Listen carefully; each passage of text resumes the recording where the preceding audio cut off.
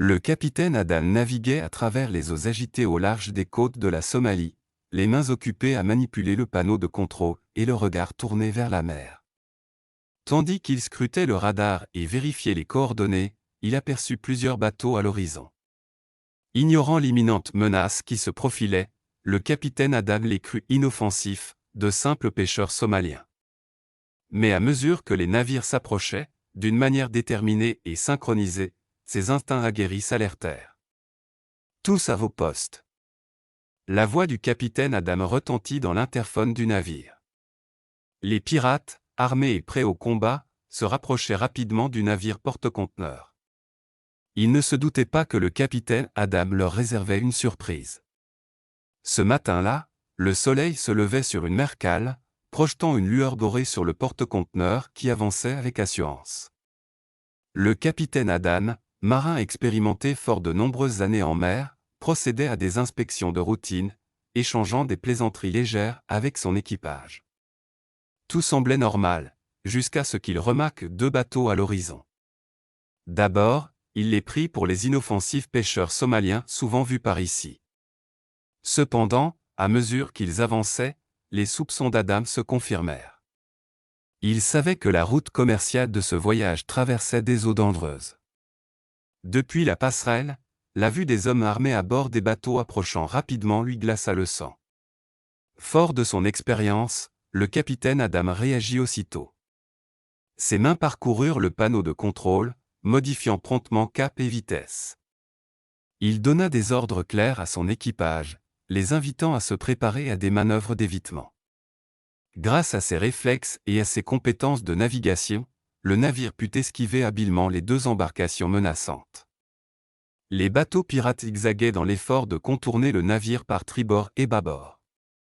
Malgré la poursuite acharnée, Adam garda une apparence de calme, tandis qu'il ourdissait des stratégies dans son esprit. Il tira parti de la taille du navire, générant de grosses vagues susceptibles de désorienter les embarcations plus légères. Les flots s'écrasaient contre la coque, et à chaque virage le danger devenait plus ardu à surmonter pour les assaillants. Mais alors qu'un sentiment fugace de soulagement l'enveloppait, un bruit sourd parcourut la coque du navire. Le cœur d'Adam se serra. Il n'avait pas prévu la présence d'un troisième bateau, dissimulé à la vue. La réalisation le frappa comme une lame. Les pirates l'avaient pris de vitesse. Quelques instants plus tard, des hommes armés du troisième bateau agrippèrent la coque et montèrent à bord avec hâte. Le capitaine Adam disposait d'armes pour défendre son équipage, mais il ne souhaitait pas transformer ce lieu en champ de bataille. Il jugea plus prudent de se rendre, de laisser les pirates prendre le contrôle du navire, et de confier la suite à ses supérieurs. Le temps passa, les pirates s'approchèrent toujours davantage. Et au milieu de ce chaos, une idée germa dans l'esprit d'Adam, un sourire éclaira son visage. Si ces pirates voulaient nuire à son navire, ils allaient vivre une aventure imprévue.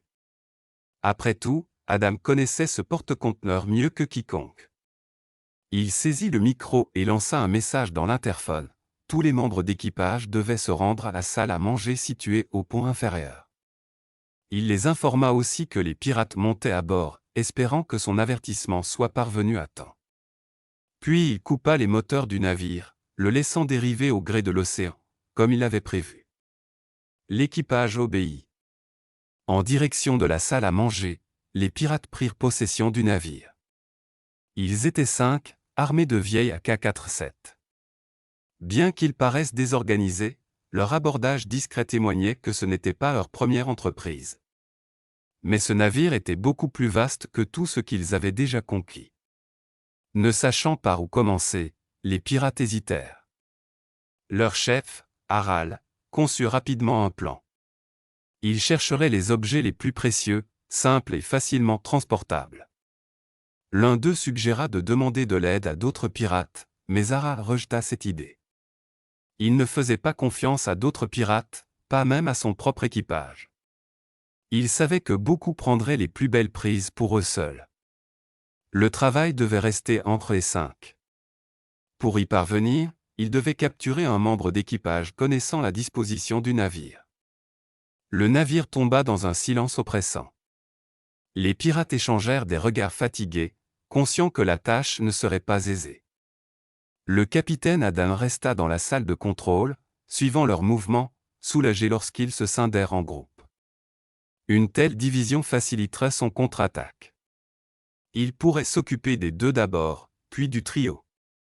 Il contacta ses deux adjoints, leur ordonnant d'enfermer l'équipage dans la salle des repas puis de le rejoindre à la passerelle. Les officiers arrivèrent sans tarder, prêts à mettre en œuvre le plan. Les pirates ignoraient que leur destin était scellé. Les officiers s'activèrent pour tendre un piège. Pendant que deux pirates sur le pont se sentaient de plus en plus mal à l'aise, leur peur d'une embuscade grandissait à chaque pas incertain. Tandis qu'ils progressaient, leur assurance diminuait. Le silence sur ce gigantesque navire devenait effrayant. Dans la salle de contrôle, Adam et Harris tracèrent rapidement un plan. Ils choisirent de tirer avantage de la configuration complexe du navire, en posant un piège dans la cale à marchandises. Dans la soute faiblement éclairée, l'équipe d'Adam s'activa en silence. Ils déployèrent des filets et installèrent des alarmes cachées, formant un piège non létal autour d'une caisse soigneusement choisie. Adam observa deux pirates nerveux, Ahmed et Youssouf, agrippant fermement leurs AK-47 et avançant vers un bruit, le prenant pour le cliquetis d'équipiers cachés. À l'approche, la cupidité surpassa leur prudence. Ils scrutèrent la caisse, des smartphones étincelants les émerveillèrent. Ces gadgets promettaient une fortune inespérée. Dissimulés hors de vue, Adam et son équipe espionnaient les pirates par une fissure. Ils attendaient le bon moment, réglant soigneusement le piège. Les pirates, absorbés par leur butin, oublièrent progressivement le danger imminent. Leur prudence fit place à l'excitation, et les objets brillants obscurcirent leur jugement. Leur chuchotement résonnait dans la soute, inconscient d'être écouté. Le capitaine Adam, de son poste d'observation, guettait chaque geste. Fascinés par leur pillage, les pirates ne remarquèrent rien. La porte claqua derrière eux. Sur le signal silencieux d'Adam, le piège se déclencha. Les portes de la caisse se refermèrent, emprisonnant Ahmed et Youssouf. La joie se transforma en panique quand ils réalisèrent leur sort. L'équipe d'Adam poussa un soupir de soulagement, une menace venait d'être neutralisée. Mais la mission n'était pas achevée. Dans la salle à manger, Adam réunit son équipe et expose la suite des opérations. D'un ton calme mais autoritaire, il les pressa de rester vigilants. De retour à la salle de contrôle, il coupa toutes les communications internes, s'assurant qu'aucun avertissement ne parvienne aux autres. Le capitaine Harris et ses membres restants se voyaient sur les écrans de surveillance. Leurs images granuleuses montraient chaque déplacement. Adam les observait avec soin, gardant une longueur d'avance. Il ressoudait son équipe, insistant sur le silence et le secret. Chaque décision pouvait maintenant être une question de vie ou de mort. Il saisit son radio et contacta les gardes-côtes. D'une voix posée, il décrivit la situation en détail, 2 pirates étaient capturés, les autres restaient actifs et armés. La ligne grésilla alors qu'il transmettait chaque élément essentiel. Une fois le message envoyé, un silence pesant régna.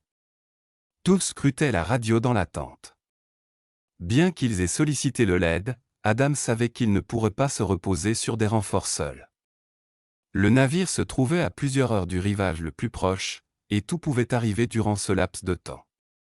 Bientôt, la radio vibra.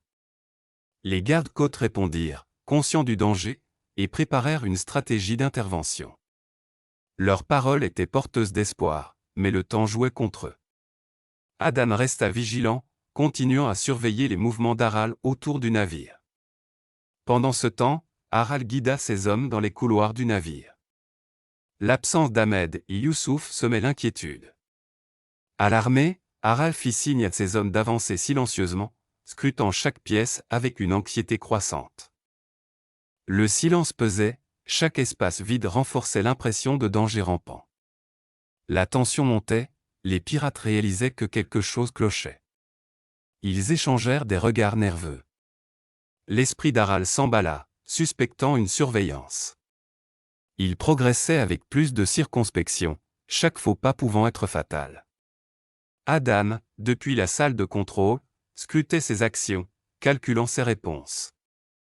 Il fit preuve de patience et de stratégie pour le déjouer. D'une voix basse, il donna des consignes à son équipe. Aral était dangereux, imprévisible. Il ne pouvait tolérer la moindre erreur. De retour dans le couloir, Aral sentit sa frustration monter.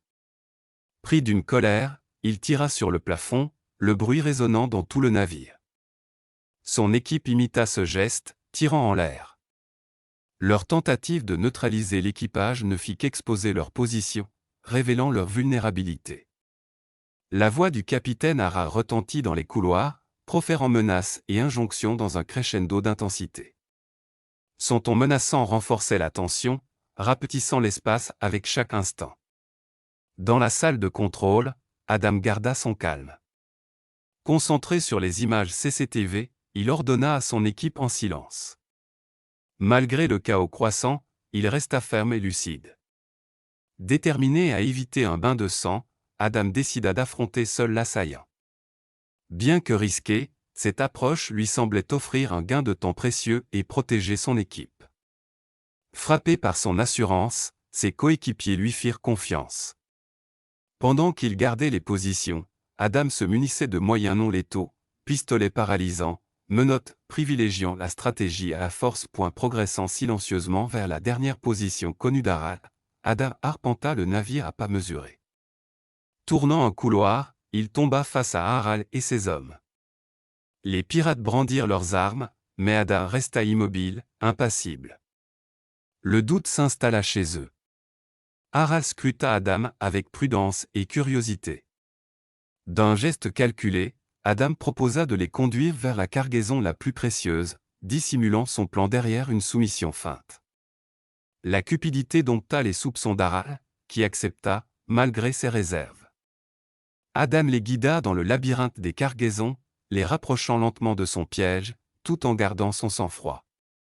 Finalement, ils atteignirent une caisse regorgeant de joyaux scintillants. Éblouis, les pirates commencèrent à remplir leurs sacs. Le regard d'Aral se posa sur une caisse voisine, étiquetée « pour appareil électronique de luxe ». Se penchant, il s'exposa, Adam passa à l'action. D'un solide coup, il fit basculer Aral dans le piège camouflé. L'équipe d'Adam bondit depuis sa couverture. Les autres pirates, pris de court, n'eurent pas le temps de réagir. L'évacuation fut coordonnée, rapide, implacable. En quelques minutes, toute résistance fut neutralisée. Adam ordonna la fouille du navire, chaque salle fut vérifiée, les portes fermées, le contrôle assuré. Il rassura son équipage que le calme revenait progressivement. Une fois tout remis en ordre, Adam retourna sur la passerelle. Un navire des gardes-côtes apparut à l'horizon, sa venue apportant un soulagement palpable. Adam prépara la transmission. Lorsque les gardes-côtes montèrent à bord, il les conduisit vers les pirates capturés, incluant Aral, encore hébété par sa capture. Avant qu'ils ne soient emmenés, Adam s'adressa solennellement aux officiers. Ces gens ont commis des crimes, mais beaucoup sont poussés par le désespoir et la pauvreté. Je vous demande d'accorder un peu de clémence. Les officiers acquiescèrent et entamèrent leur débriefing. Ils louèrent le courage et la stratégie de l'équipage face à cette crise dangereuse. Après le départ des pirates et la neutralisation de la menace, le navire reprit sa route. Une nouvelle cohésion et une force tranquille s'installèrent. Adam et son équipe sortirent plus confiants, unis par l'épreuve qu'ils venaient de surmonter.